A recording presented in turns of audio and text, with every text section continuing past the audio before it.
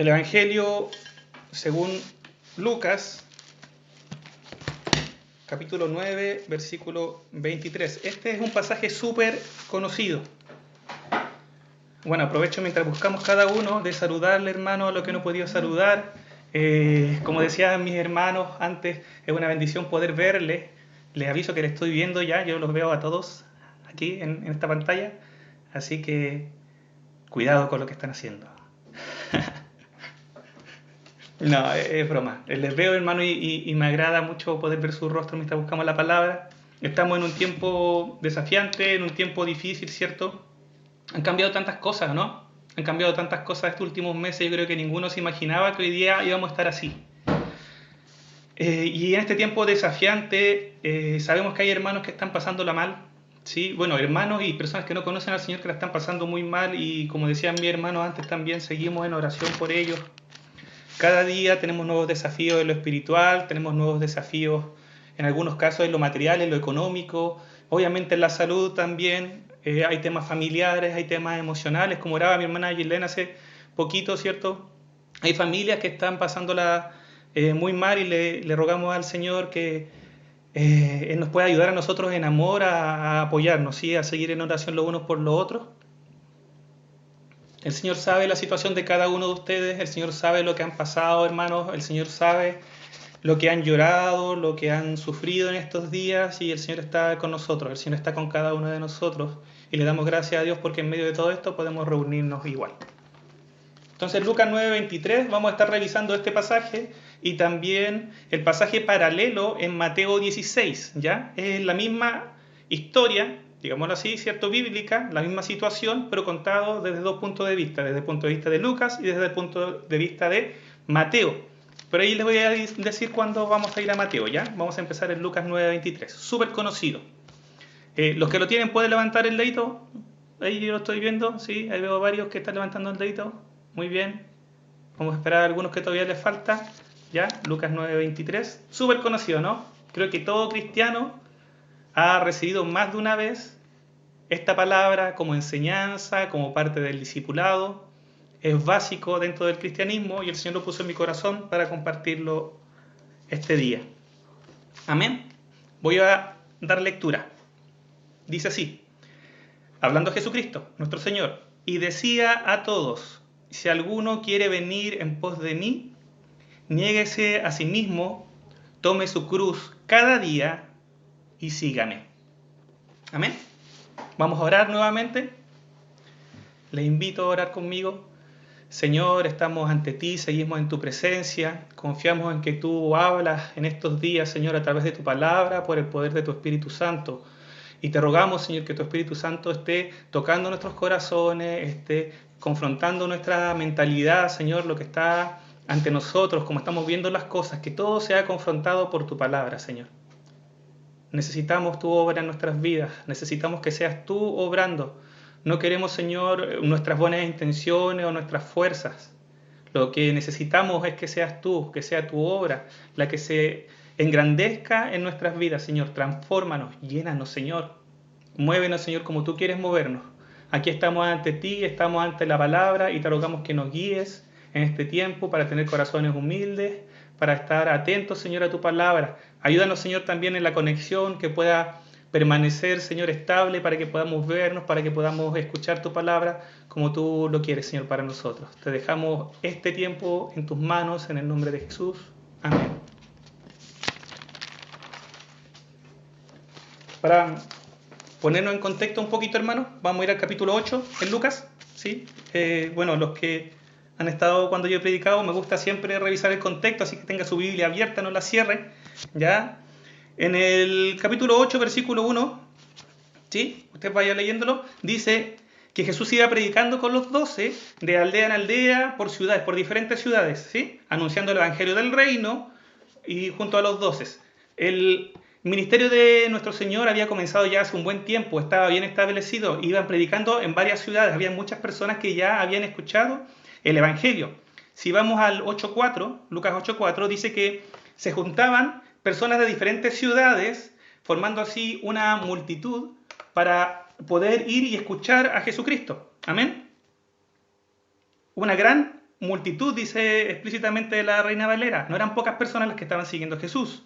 El 8:19, dice, para dar más énfasis en esto, que, por ejemplo, su familia quiso ver a Jesús, acercarse a él y no pudo hacerlo. ¿Por qué? Porque había demasiadas personas y le impedían a la madre de Jesús, a los hermanos de Jesús, acercarse a él. Eran muchos los que estaban siguiendo ya a Jesús. Y esto es algo que se repite una y otra vez en el libro de Lucas, también en el libro de Mateo, dando un énfasis especial que tenemos que tener ahí en cuenta.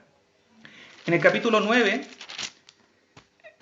versículo 1, vemos que Jesucristo, para poder seguir con el ministerio y seguir predicando, lo que hace es llamar a los 12 y darle poder y autoridad para sanar enfermedades, para atar demonios, y también les envía a diferentes pueblos y ciudades a predicar el Evangelio, ¿cierto? Para poder expandir. Él estaba en parte de su ministerio de expansión, que más personas, que más ciudades, que más pueblos pudieran escuchar el Evangelio de nuestro Señor. Lucas 9:7 dice que fue tanto este movimiento en este país, ¿cierto? En Israel, que el rey escuchó de esto, le llamó la atención y dijo, ¿qué está pasando acá? ¿Cierto? Acá hay algo diferente, hay algo extraño. Se preocupó un poco por lo que había pasado antes con Juan el Bautista. Y llegamos a Lucas 9:11. Lucas 9:11, que nos indica que Jesucristo quería estar a solas con sus discípulos. Jesucristo necesitaba tener un tiempo para hablar a solas con ellos y él decide irse al desierto. Amén. Y la gente, cuando sabe esto, ¿qué es lo que hace? Le sigue. Jesucristo necesitaba estar a solas con sus discípulos para comunicarles ciertas cosas, para poder hablar con ellos, pero la multitud le siguió al desierto. Y la multitud le seguía de tal forma, con tanto compromiso, que ni siquiera se preocuparon de llevar alimentos, ¿cierto? Y acá sucede este milagro que es tan conocido, que es el milagro de la alimentación, ¿cierto? De los 5.000. Porque están en medio del desierto, está llegando la noche y nadie tiene para comer. Entonces los discípulos se preocupan y le dicen a Jesucristo que pida que la gente se vaya a sus casas. Y Jesucristo se encarga, para hacerlo cortito, ¿cierto?, de proveer el alimento de una forma milagrosa. El Señor les dio comida a 5.000 hombres, sin contar mujeres, sin contar niños. Si nosotros aproximáramos, serían, no sé, 12.000 personas, 13.000 personas. Jesucristo con un par de panes, un par de peces, es súper conocido esto, ¿cierto? Alimentó a tantos. Pero el Señor quería hablar con sus discípulos a solas, necesitaba hablar con los 12, necesitaba comunicarle algo a ellos y el Señor lo logra en el 9:18. Lucas 9:18 dice que Jesús logró apartarse con sus discípulos a orar y estaba orando con los 12, ¿cierto? Y cuando está orando con ellos les pregunta, ¿quién dice la gente que soy yo? Entonces en el 19 los discípulos le responden, la gente dice, unos que eres Juan el Bautista, que había muerto ya. Otros dicen que eres Elías, un gran profeta, ¿cierto? Muy poderoso, que había hecho muchos milagros. Y otros decían, algún profeta antiguo que ha resucitado. La gente había empezado a pasarse rollos, a tratar de responder a este enigma que era Jesús, ¿sí? Y estas eran las respuestas que estaba dando la gente. Entonces en el 9:20 Jesucristo los confronta y le dice, ¿pero ustedes quién dicen que soy? Y le respondió Pedro, que siempre, ¿cierto?, era el que respondía de los primeros, era el más impulsivo, y le dice, eres el Cristo de Dios. Eres el Cristo. Cristo, ¿cierto?, es sinónimo de Mesías. El Cristo significa literalmente ungido. Era alguien que ellos estaban esperando que iba a ser enviado por Dios para salvar al pueblo. Ellos llevaban años esperando que llegara el varón de Dios, ungido por Dios. Y acá Pedro dice, tú eres el Cristo de Dios, el enviado por Dios, el elegido por Dios, al que Dios ha capacitado, al que Dios le ha dado poder, al que Dios le ha dado autoridad. Y ahora vamos a ir a Mateo, hermano, para continuar, porque acá en Mateo se nos dan más detalles de esta conversación entre Pedro y nuestro Señor Jesucristo. Mateo 16, 15. 16. Mateo 16, si me acompañan.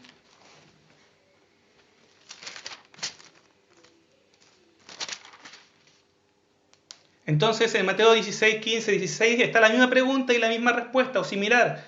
Le responde Simón Pedro en el 16, 16 de Mateo, tú eres el Cristo, el Hijo del Dios viviente. Entonces Jesús le dice, bienaventurado eres Pedro o Simón, hijo de Jonás, porque no te lo reveló carne y sangre, sino mi Padre que está en los cielos. Jesús no dice, no, estás equivocado, Pedro, sino le dice todo lo contrario. Esto es una verdad.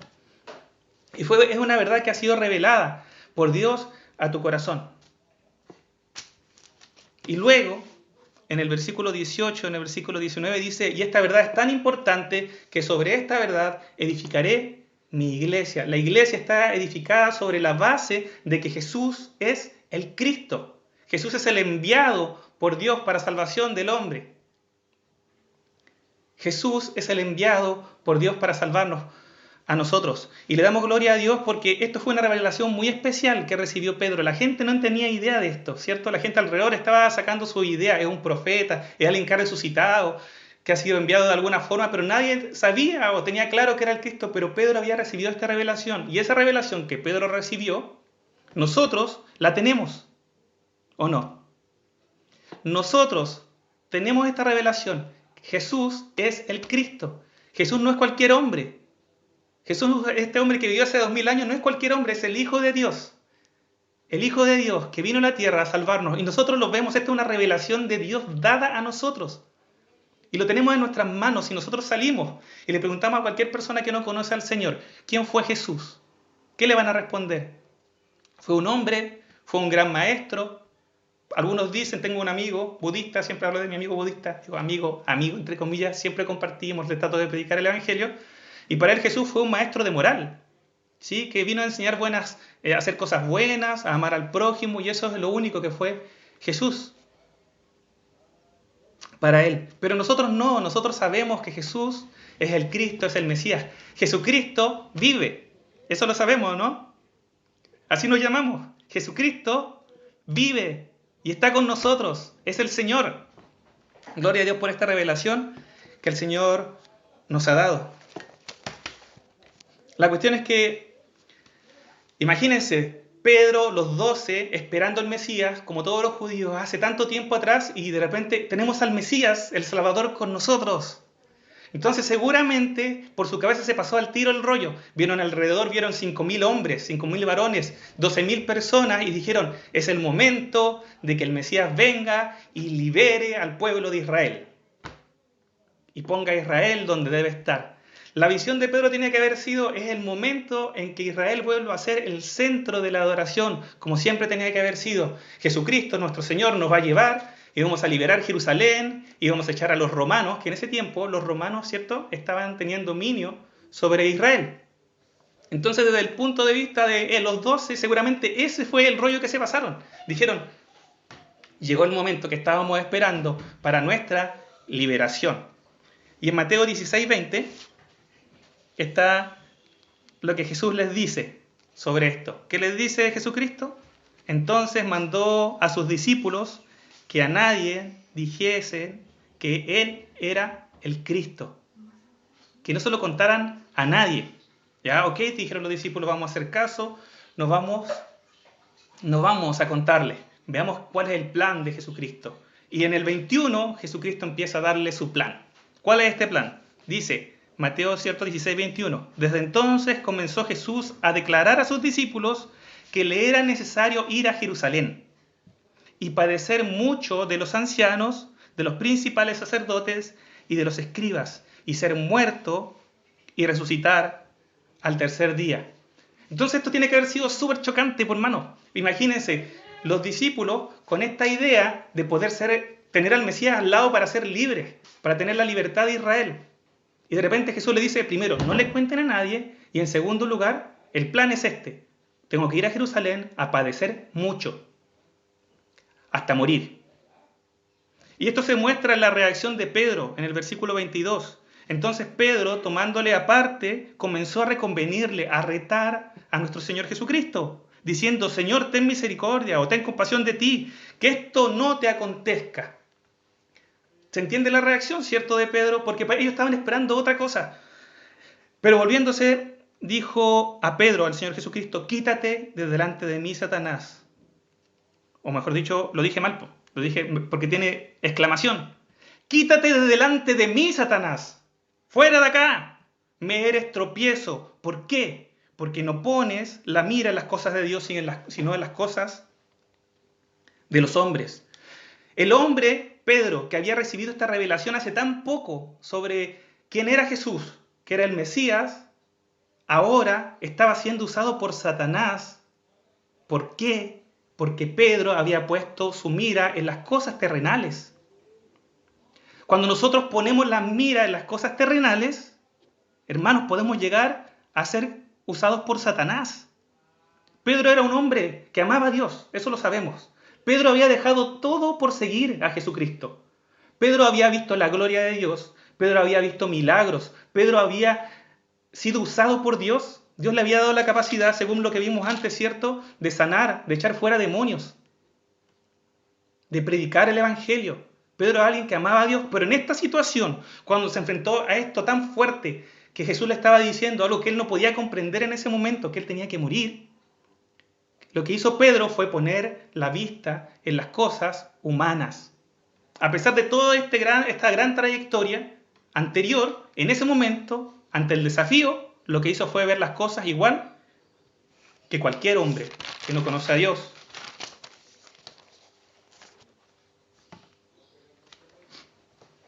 ¿Pasa o no? ¿No ha pasado? Quizá a usted, a mí me ha pasado, no sé si a usted le ha pasado. Yo conozco a Dios, hemos conocido a Dios, hemos visto milagros, hemos visto la transformación en nuestras vidas.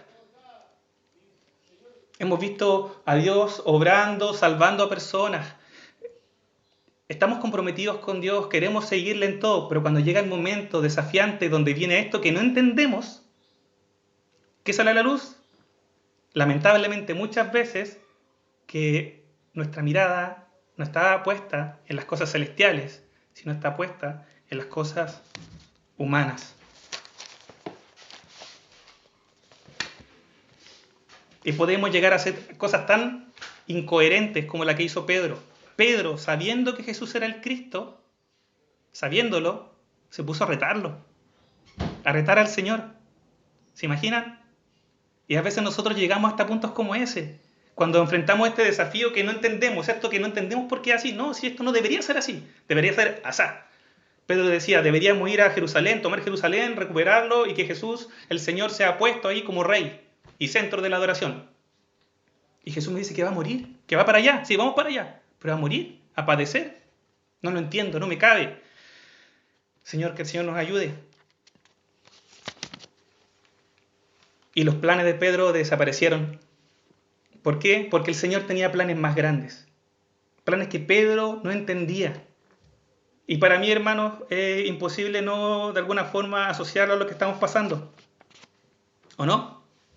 Hace 5 meses, ninguno de nosotros se imaginaba estar así ahora. ¿O no? ¿Sí? Recuerden que estoy viendo sus caras. Háganme dedito arriba. No, yo no me imaginaba, hermano, para nada estar encerrados con mis niños. Yo me imaginaba, está terminando el primer semestre en esta fecha, los niños van a empezar a salir de vacaciones. ¿Qué hacemos en las vacaciones de invierno? ¿Vamos a ver a mis suegros allá al sur? No, muy frío en esta fecha. Mejor vamos a La Serena. La Serena allá es más cálido, pero hay lluvia. Teníamos nuestros planes. En la iglesia, hermano, nosotros estábamos recién tomando los ancianos el liderazgo de la iglesia. Y tuvimos nuestras primeras reuniones, las primeras de ancianos. Y teníamos planes, hermano. Nosotros nos imaginábamos, vamos a hacer, hermano, una reunión del hermano menor. Vamos a retomar eso. Vamos a estar un mes en oración, con ayuno, ¿cierto? Cada uno va a estar orando y vamos a preparar un culto evangelístico. Vamos a empezar a tener cultos evangelísticos todas las semanas. Vamos a salir. Y nos pasábamos rollo, teníamos nuestros planes y eran cosas buenas. ¿O no? Eran cosas que honraban a Dios. Nos íbamos a juntar todos los domingos. Íbamos a tener más cultos de oración. Íbamos a tener tiempo de ayuno congregacional, de retiro. Pero Dios tiene planes superiores. Dios tenía cosas más arriba que nosotros. Quizás nos ha costado entenderlo. Nos ha costado entenderlo. Entonces acá nosotros tenemos el mismo desafío que Pedro tenía en ese momento. El desafío fue, ¿dónde pongo yo la mira? ¿En las cosas de Dios, en Él? ¿O en las cosas de los hombres? ¿Veo las cosas como los hombres o veo las cosas como Dios quiere que yo las vea? Y ante esta situación, en este momento puntual, llegamos a Mateo 16:24. Después de retar a Pedro y decirle, tu error es que estás poniendo las cosas, tu vista o tu mira en las cosas humanas, se da vuelta y le dice a todos los discípulos, Tienen que entender esto. Si alguno quiere venir en pos de mí y seguirme, tiene que negarse a sí mismo, tomar su cruz y seguirme. Vamos de nuevo a Lucas, ya. Volvamos a Lucas, al mismo pasaje. Lucas 9:23.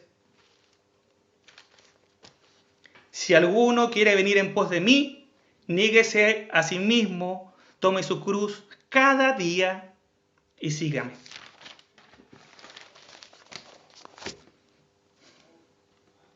Para los dos esto tiene que haber sido súper chocante, porque ellos recién sabiendo que él era el Cristo, ahora diciendo, ok, ya, Jesucristo nos está diciendo que no comuniquemos, tenemos que ir a Jerusalén donde él va a morir, y ahora nos está diciendo, pero en realidad el camino que tienen que seguir es el camino de negarse a ustedes mismos, el camino de tomar su cruz junto a mí, porque eso es lo que Jesús iba a hacer, ¿cierto? Le estaba declarando cómo él iba a morir, tienen que tomar su cruz junto a mí y seguirme en este camino hacia la muerte.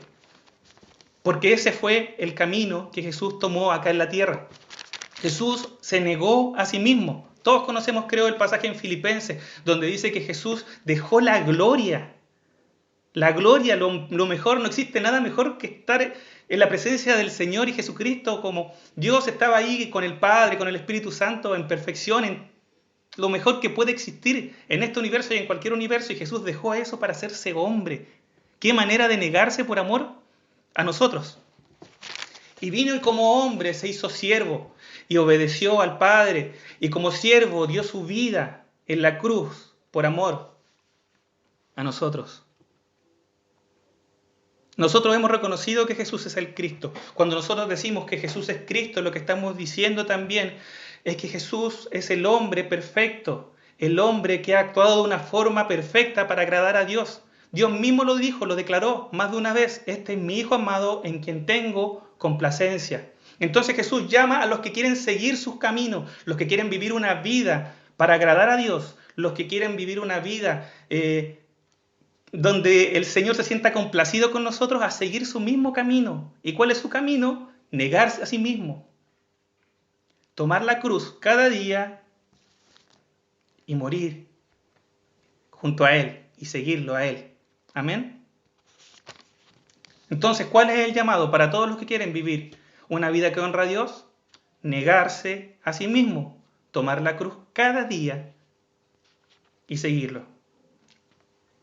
Antes de la pandemia, todos teníamos nuestros planes, todos guiábamos nuestro camino, sabíamos, creíamos saber por dónde iba la cosa y nos creíamos tan bacanes. Y de un día a otro, todo cambió. La pandemia, de alguna forma, nos recordó que nosotros no tenemos el control. Y esto es algo, hermano, que no solamente los cristianos nos hemos dado cuenta, hasta la gente que no conoce al Señor se ha dado cuenta que el hombre tiene que reconocer que no tiene el control de su vida y de lo que va a pasar. Hasta los no cristianos. Yo he recibido imágenes de compañeros de trabajo, en Facebook, memes, videos de gente hablando de esto mismo. Gente que no conoce a Dios y que dice, debemos reconocer que no tenemos el control. Y nosotros los cristianos deberíamos saber esto, ¿no? Deberíamos tener esto tan claro. ¿Quién tiene el control? ¿Quién es el que tiene el control? ¿Quién? Él, el Señor. Él es el Señor. Él es Dios. Y nosotros no. Nosotros somos siervos. Y lo que Él quiera, nosotros agachamos el moño y deberíamos decirle, aquí estamos, Señor, para lo que tú quieres. Ahora, ¿qué es lo que Él quiere? Que nos neguemos a nosotros mismos, que tomemos nuestra cruz cada día y que le sigamos. El tema es que yo creo que ninguno se imaginaba la cruz que íbamos a estar tomando este día. Todos nos imaginábamos otras cruces. Nos imaginábamos estar enfrentando otras cosas, otros desafíos, día a día. Nadie se imaginaba la pandemia, de nosotros por lo menos. Pero aquí estamos hoy día. Y el desafío es cada día, al igual que siempre, hermano, con pandemia o sin pandemia, negarnos a nosotros mismos, tomar nuestra cruz y seguirlo. El llamado para cada cristiano a través de la historia ha sido empezar negándonos a nosotros mismos, es decir, diciéndonos no a lo que nosotros deseamos, diciéndonos no a nosotros mismos y diciéndole sí a Él, como Jesús lo hizo. No sea mi voluntad, sino sea la tuya. Ese es el llamado para cada cristiano cada día. el contexto puede cambiar. A través de la historia, en los 2000 años de iglesia que ha existido, la iglesia ha enfrentado situaciones súper difíciles. Muchas situaciones difíciles. Hoy día estamos con el coronavirus. Hace 600 años atrás era la peste negra. En la peste negra murieron 200 millones de personas. 200 millones de personas murieron. Algunos dicen que más de casi la mitad de Europa murió. Imagínense, 1 de cada 2 personas murió en la peste negra. Y en ese tiempo había cristianos. La historia nos dice que Lutero, por ejemplo, el reformador, ¿sí? Uno de los padres de la Reforma, en su tiempo, en 1500, llegó la peste negra a la ciudad donde él pastoreaba. Y tuvieron que enfrentar esto, y tuvieron que estar encerrados. Y tuvieron que estar orando por las personas que estaban muriendo. Y muchos murieron. O sea, imagínense, 1 de cada 2, la mitad. Es mucho, es un número muy alto. Y la iglesia, ¿qué hizo en ese tiempo? Negarse a sí misma, tomar su cruz cada día y seguir el camino que Jesús dejó para nosotros. ¿Todos conocen la historia de Nerón o no? Nerón, el emperador, en los primeros tiempos de la iglesia, mató gente, mató cristianos por millones, por montones, hermanos. Y imagínense lo terrible que era la situación, que para ellos era entretenido. Ellos iban al circo a ver cómo se comían a los cristianos. Los quemaban vivos para su diversión. Eso ha enfrentado la iglesia a través del tiempo. ¿Y cuál fue el llamado de nuestro Señor en ese tiempo para la iglesia? El llamado fue a negarse a sí mismo, a tomar la cruz cada día y a seguirlo. El llamado permanece, el Señor permanece. Estamos en una situación desafiante, estamos en una situación difícil, estoy terminando ya, hermanos, pero el Señor permanece. Pero Dios permanece en control. Nada de esto que a nosotros nos sorprendió, para Dios fue sorpresa. Nada de esto ha sido sorpresa para el Señor. Niégate a ti mismo. Toma tu cruz cada día, ¿cierto? Un día a la vez, cada día, y sigue. Para terminar, estoy seguro, hermano, según lo que me enseña la palabra.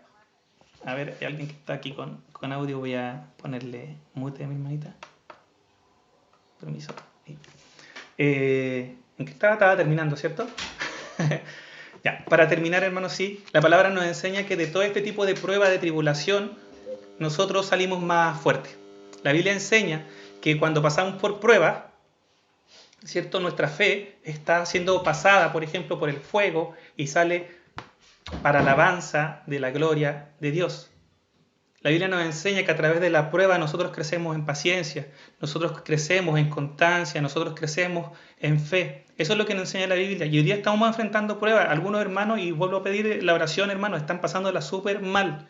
En lo económico, en el tema de la enfermedad, en lo emocional, en lo familiar. Hay familias que están muy complicadas, hermanos, y les ruego que estemos orando los unos por los otros. Y por nuestro país, por nuestro mundo, porque esto nos lo estamos enfrentando solos. Amén. Pero cuando esto pase, hermanos, vamos a salir más fuertes por la gloria y por la gracia del Señor, siempre y cuando pongamos nuestra mira en las cosas del Señor. ¿Sí? No como Pedro, no pongamos la mira en las cosas de este mundo, no seamos tropiezo para la obra de Dios. Amén. Así que con eso termino, le invito a orar para presentar este tiempo ante el Señor. Gracias, Padre, por tu palabra. Gracias porque a través de los años, Señor, tú sigues hablando. No merecemos, Señor, tu amor, no merecemos tu misericordia, pero tú eres tan bueno con nosotros, Señor, que nos la das. Gracias, Padre, por ti. Toda alabanza es para ti. Y te rogamos que tu palabra siga obrando en nuestras vidas, algo que todos sabemos, algo que todos hemos escuchado. Necesitamos crecer en esto, en negarnos cada día, en tomar nuestra cruz cada día y en seguirte a ti, Señor. Pase lo que pase alrededor nuestro. Pase lo que pase, Señor, vengan terremotos, Señor, vengan enfermedades, que tú seas el Señor en nuestras vidas, que nosotros podamos reconocer ante otros, Señor, que tú tienes el control. Tú eres Dios y tú mereces toda nuestra alabanza y nuestra adoración. Te dejo este tiempo, esta palabra en tus manos para que tú sigas tratando nuestros corazones. En el nombre de Jesús, nuestro Señor y Salvador. Amén. Amén. Amén, hermanos, me despido. Que Dios les bendiga.